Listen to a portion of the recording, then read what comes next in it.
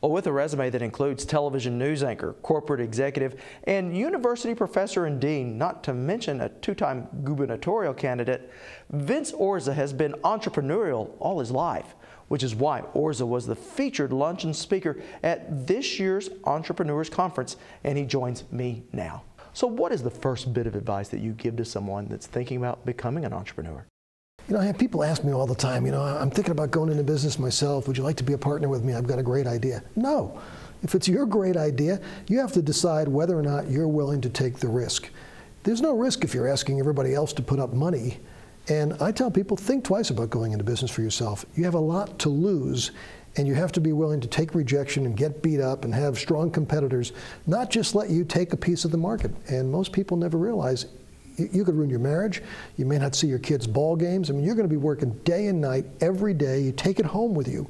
And you've got to realize that's the cost of being in business for yourself. So what is that difference between success and then failure?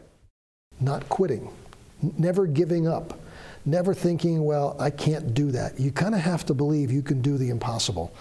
And what it takes is the willingness to ask a lot of questions and occasionally to embarrass yourself by letting people know you don't know what you're doing. And the purpose of a conference like this is to get you in a room with a lot of people who have some answers and to teach people to ask questions. Why would you guess and perhaps make a mistake when the chances are somebody out there like me and the people I had on the panel have probably gone through what you've gone through? Ask us, who do you know? How do you do this? How much did you spend? Don't guess, ask. And earlier, you mentioned the panel. You visited with 3 people that have done just what you said. Tell us a little bit about that. Renzi Stone is the Chairman and Chief Executive Officer of Saxon Public Relations. Tish Fiddler-Tate is the head of Fiddler Marketing, and Randy Earhart is the head of Taco Mile. These are all people that have and each of them has a different background. Tish took over a family business, so you have to deal with your dad. You can't fire your dad. You can't divorce your family. I mean, you can bust up with a partner. Randy took over for a founder and started out with the company in its early days and then wound up buying him out. And then Renzi just started his own business on a lark, as did I. So each of us had a perspective on starting a company, talking through the bad days, the moments when you're thinking, I could lose everything I have. You have to personally guarantee loans. You put your house at risk. You have your own money in the deal. You could lose everything. And I wanted them to talk about starting their businesses. And now that they're successful, what do they do to continue to be successful? You get engaged. You join the chamber. You join the Rotary. You give to charity, because you have an opportunity to succeed, but you have an obligation to give back.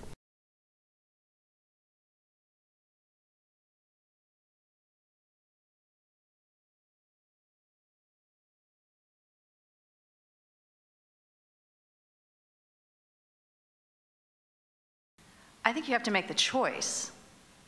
I have the responsibilities that I have, they're 24/7. You talk about how many hours you work, and you could say you work 60, 80 hours a week. You're on the clock 24/7. Randy talks about the alarm going off at 2 o'clock at a store. Well, who's going to go?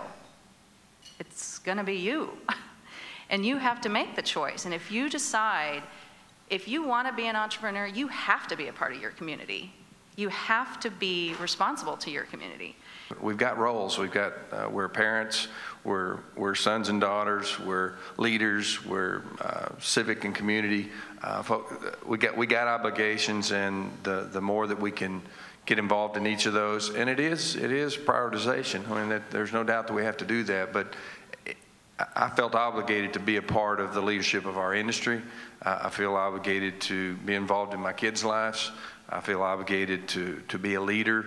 And if you set those goals, then what happens, that other 63% that you realize most people aren't filling begin to fill up. I think it's really important to decide what your passions are and dig deep. It's really easy to spread your money a mile wide. And so the money that we give away as a family and the money that we give away professionally has one of 2 things attached to it. A, am I passionate about it? And B, is it aligned with my business interests?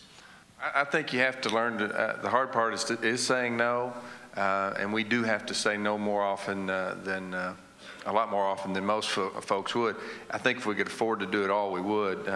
We tell people we generally take 2 places and focus. We'd rather put more into less, so to speak. So if we spread it out and we said yes to everybody, then we really couldn't have any impact.